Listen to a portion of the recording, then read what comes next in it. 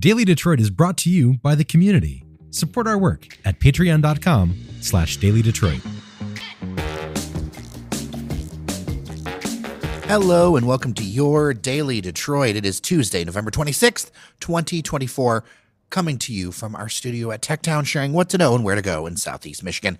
I am Jer Stays, and across the table from me is none other than producer and resident Jack in the Box expert, Shianne Noserini. How are you? I'm great, Jer. How are you? We're going to circle back to that Jack in the Box thing in a second.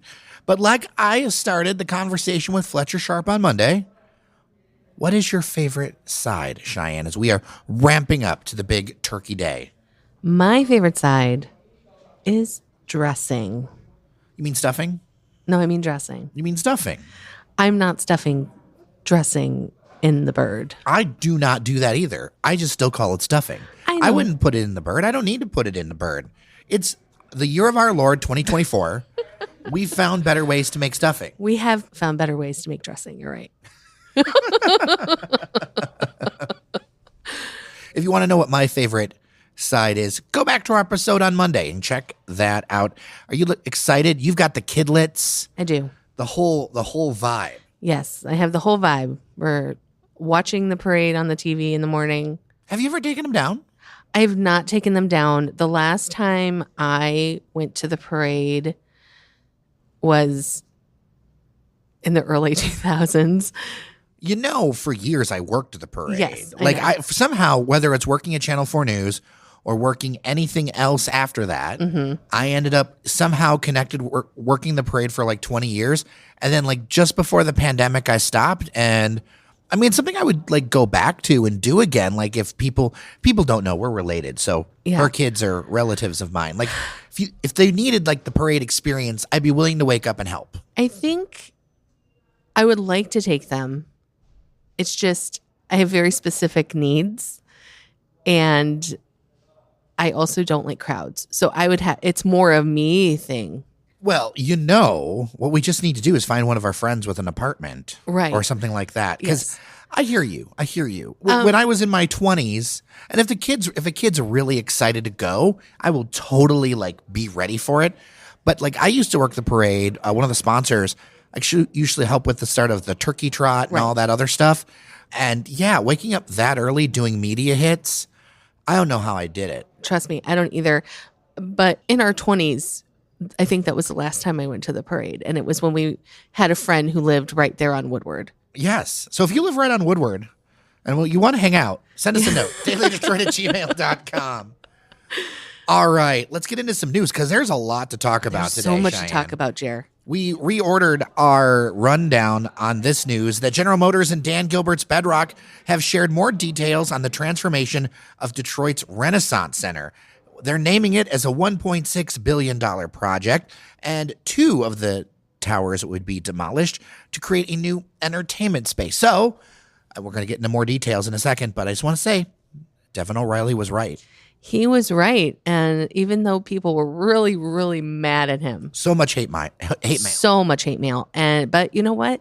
I think Devin really has his finger on the pulse of what's going on around town. Yeah, he knows what's going on. That's why he's on the show. Exactly. So in a report in Crane's Detroit Business, want to give credit where credit is due. And I went to the Crane's 40 Under 40 event, actually, last week. Quite fun. Good to see actually some listeners over there. They say that General Motors will contribute $250 million, while Gilbert's Bedrock will throw in $1 billion. The partners are looking for the rest, about $250 million or more, from public funding from the state, mostly from the state, to complete the project. The idea is to really change the RenCen's fortress-like design to create an open space. It would be the back 2 towers, or however you want to define back, but the 2 towers that are closest to the city that would stay, and then the 2 towers closest to the river would be demolished. This demolition would start in about 2 years. Leases are up in about a year. I know a number of companies like Franco Public Relations and others that are in the offices where their leases are up. These 2 towers remaining, one would become residential, one would become office, which would be kind of a consolidation of what we've seen, you know, of what's there now. Like one office tower of what's there now makes a lot of sense. Interesting to me, the Marriott Hotel will be shrunk to just over 800 rooms with luxury housing up top. And I got to say, I'm surprised by that because I keep getting told how much hotel demand we have. And taking that many rooms offline is very interesting. I'm sure there'll be like some sort of refresh in this. I'm sure there will be. That's a lot of rooms to take offline. I mean, we have a lot of thoughts on this. The idea is that this would give us our own version of like Navy Pier in Chicago or something like that. There are a lot of renderings. I'll be sure to link to some in the show notes. What do we think as people who have been going to the RenCen our whole lives? One thing you didn't mention is what they are going to do with all of those parking lots to the east. The weird thing about going down the Detroit Riverwalk is that you have this beautiful space by the river, and then right next to you, you have these awful, god-awful surface lots that have not been good. I mean, back in the day, some of it was rail connection. Some of it was some other stuff. But like in the context of the Riverwalk, they're awful. So please tell me something's happening. So that is where like the entertainment district is going to go. Oh, so we're actually going to get rid of that. Yeah. Yeah. All right. I'm more on board with this plan now. Yeah. So I think I am excited about it. One, because ever since I was young, I always thought the RenCen reminded me of the Wicked Witch of the West's castle in Wizard of Oz, because it's that brutalist circular thing and you're just always getting lost in there. So if you remove, because they're taking out the podium. Yes. The way the renderings look remind me a lot more of when I went to Hudson Yards in New York. Exactly. And they're going to redo and refresh the Winter Garden and make it different from what it said in Cranes. So I feel like it's going to open things up. It's going to make things easier to get around at. I do find it interesting, like you said, that they're going to be removing quite a bit of the hotel rooms in that Marriott. But I wonder if they're doing that because they know that there's other hotels that are coming online. I'm interested to see what the occupancy and the quality of those hotel rooms are, if there's going to be a refresh. I do want to talk about the public money piece for a minute, because I think that's got a lot of people talking. Yes. And as always, I would always prefer no public money to be in this thing. But from the multiple people I've talked to, as this project and the story has been coming together, there's no way that this happens without it, because projects aren't making financial sense. No. Because of the higher tax rates, because of the high labor rates. I was having a whole conversation on background with someone about how it is as expensive to build in Detroit as it is in Chicago, but you can't charge anywhere near the same rents. And that is a fundamental problem that in 2025, 2026, the next mayoral administration, next governor, we're going to have to start addressing those, how we figure out some of that stuff, because the math has to make sense. The other thing is that there is a good point to be made that you cannot let this sit like the age of building sitting like Michigan Central and others is over. And I don't see a world where having two abandoned towers, like two bandos on the riverfront. Like letting the Penobscot sit and rot? That needs to happen soon.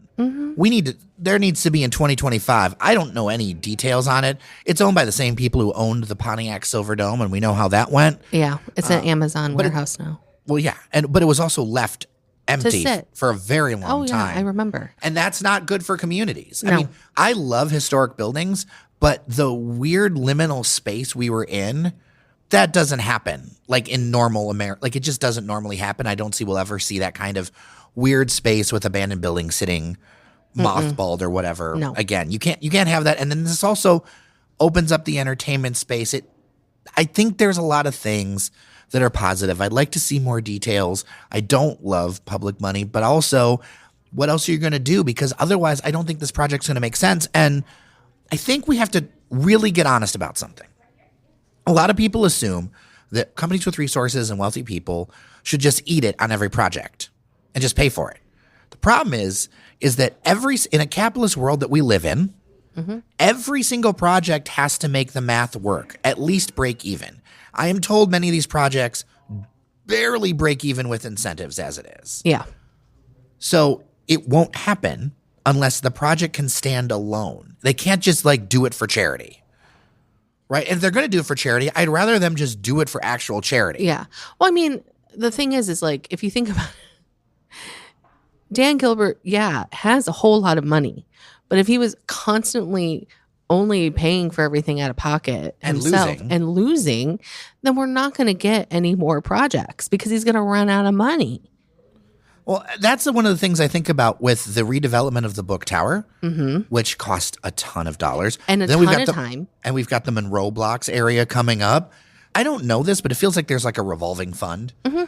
There has to be. And thinking about things in a much longer horizon, because in reality, Detroit real estate is more of a 20, 30-year horizon. I think that's the kind of game they're playing.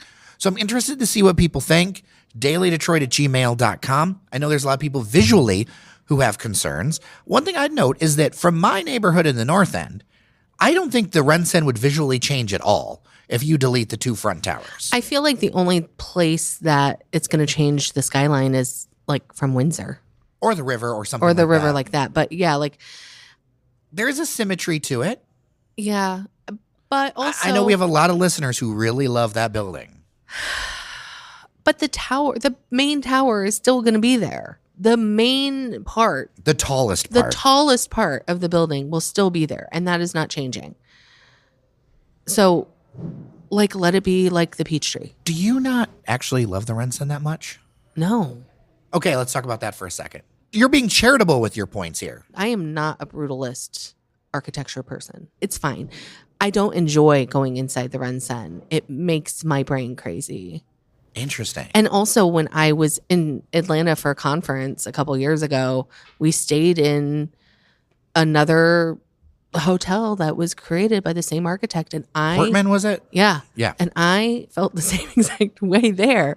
I don't know. The inside of the Peachtree photo that you sent me made me think of inside of like the Death Star. Yeah.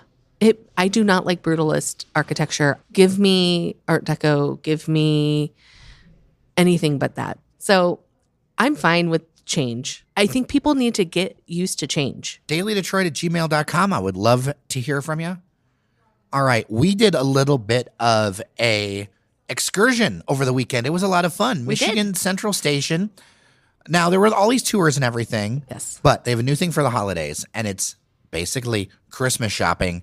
I'm going to kind of let you take away on this, but I got to say, I like this better than the tours because I love spaces that have people in them. And to me, a building is special, not just because of how it's built, but because it's like being active and used. And I got really excited about this time. And by the way, shout out to listener of the show, Dr. Paul Thomas. Great to run into him and a couple other listeners while we were there. But what were your first impressions? I didn't go to the station over the summer when they had the open tours. I just went for the media sneak peek where it was empty. We were able to see everything that they had done with the renovation from when we were invited to go back, like when they first announced. So that was exciting to see. But like you said, having people there and having things inside the space, taking up the space to make it so it's not just an echoey building, but to have that life brought back in was purely magical. So we went in the side door. Yes. And once you go in there, the first thing you see is the new yellow light, which is very exciting. It feels very much like I know everybody wants the trains to come back, but it feels very much like the coffee shop in Grand Central Station. Yeah. That's right there. I love that energy that it's there.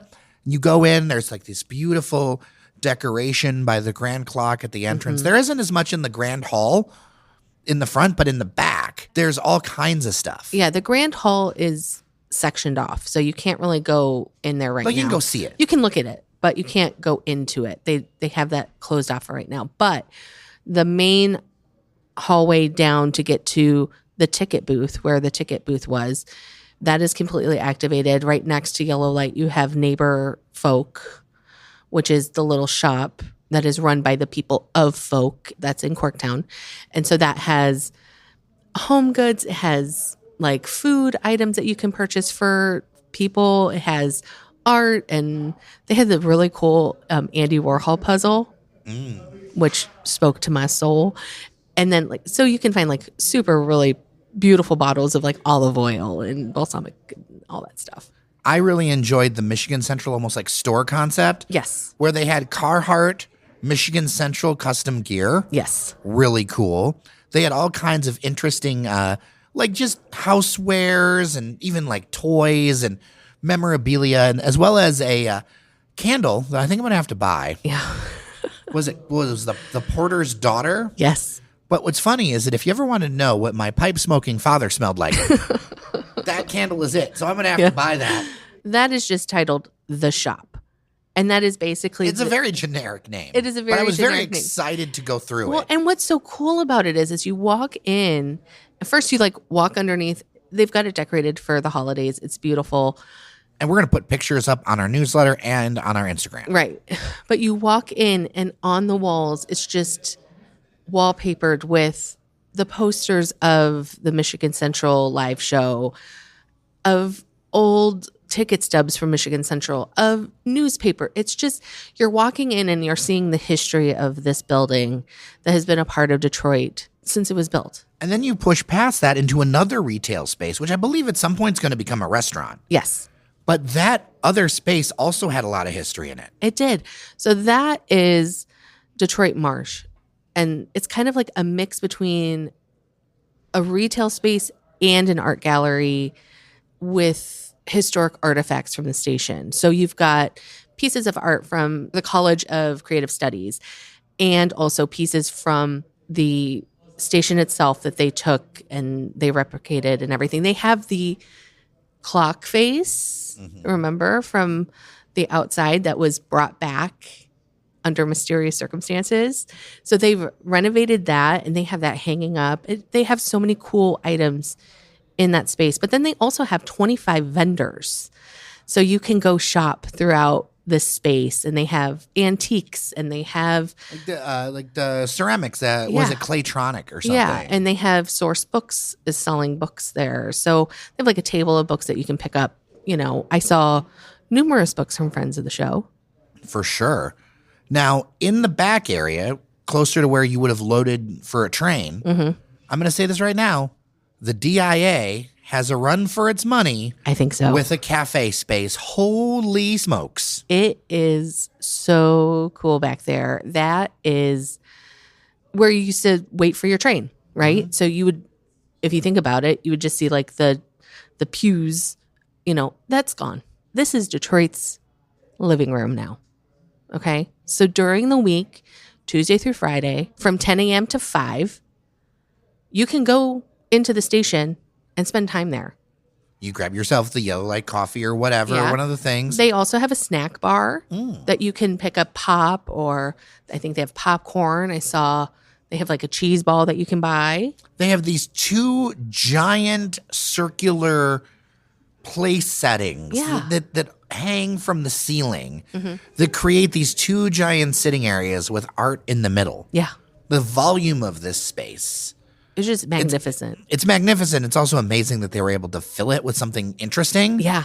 But they really did a good job with that. And so now it's like, oh, if you want to go to the DIA and do some work, you can. Or if you want to go to Michigan Central and do some stuff, like, why not, in my mind? Yeah. And so what's cool is they've activated the space. So like you said, they have tables where you could bring your laptop and work. On one end, you have the snack bar. And then on the other end, they're actually screening movies and things during the weekend. When we went, they were playing, I think, Shaun the Sheep. So you can bring your kids there and watch movies and stuff. And then also throughout the season, they're going to have like live performances. I know Neighbor is going to have some community events going on. I know John Kung will be having like a talk. He's got his new book out, Kung Food. Yes. Which I need to figure out a way to get him on the show. We do. We need to. I feel like we've been flirting, but we haven't actually gone out and asked him to come on the show. But like, I know we used. Do we send Engineer Randy for that? We might need to. But I mean, I have his cookbook. It's glorious. It's wonderful. So you can pick that up at the station too. And it's just so nice to see this space like living again.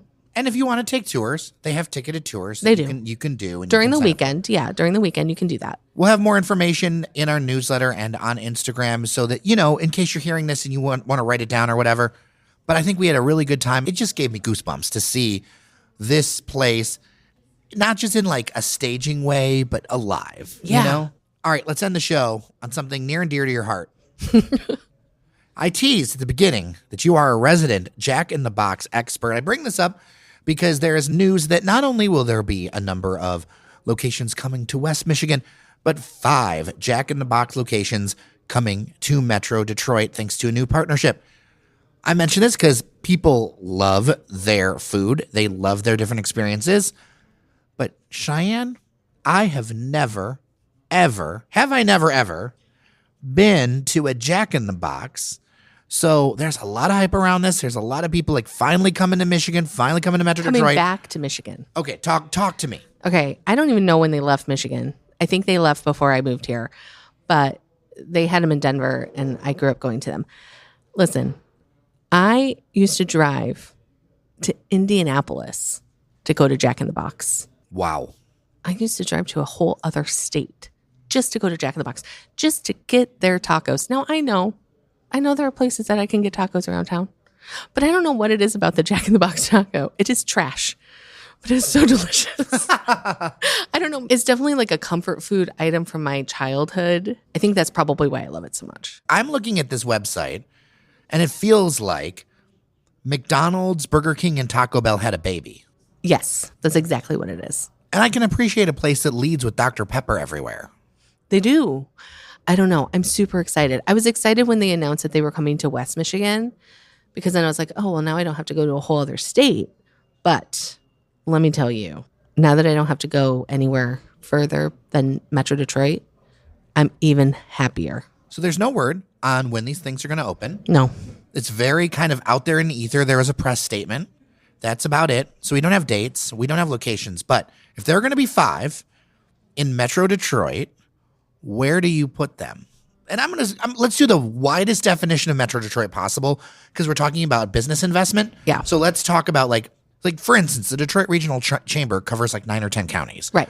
Like, so let's think about this in the big southeastern Michigan way. Where would you put 5 Jack in the Boxes? I think I have my thoughts. Where would you do them? I would do one obviously closer to me. So Southern Oakland County. I would do one probably like St. Clair Shores, Macomb County, like inner and outer probably, because Macomb County is so big.